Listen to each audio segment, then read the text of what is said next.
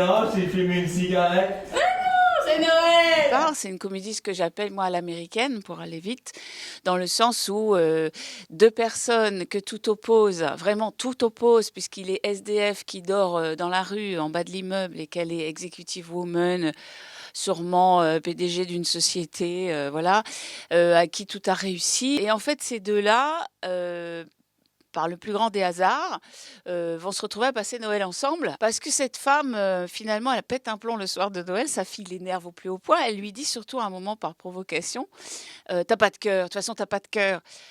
Papa, lui, il aurait jamais fait ça parce que le matin, elle a foutu le SDF dehors. Et par provocation, elle va le chercher. Et elle l'invite à dîner. Avec vous? Non, enfin, c'est-à-dire, je sais pas. Vous aviez prévu autre chose.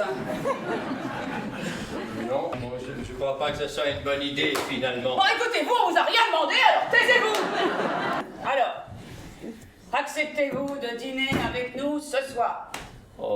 Et ben voilà! Allez, asseyez-vous! Il y a des moments où c'est moi, dans le sens où elle a une grande gueule, elle est toujours sûre que, en fait, elle va aller jusqu'au bout. Quand elle a décidé quelque chose, elle va y aller, même si elle fait des erreurs. Et moi, souvent, je me dis, j'aurais dû réfléchir un peu avant. Maintenant, c'est trop tard.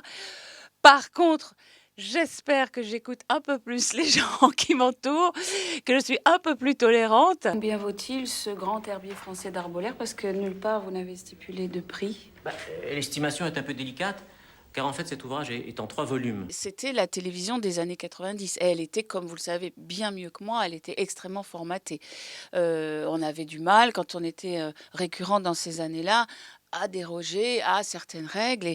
Et moi, je sais que j'avais voulu, parce que comme je côtoyais des gendarmes tous les jours de ma vie, j'avais beaucoup parlé avec eux. C'est des gens qui souffrent, c'est des gens qui sont en difficulté, leur travail n'est pas facile, leur vie privée est compliquée. J'avais envie de traiter tous ces sujets, mais évidemment, ça n'était pas le sujet de la série. Les héros des années 90, c'était des héros sans faille, des héros toujours parfaits, etc.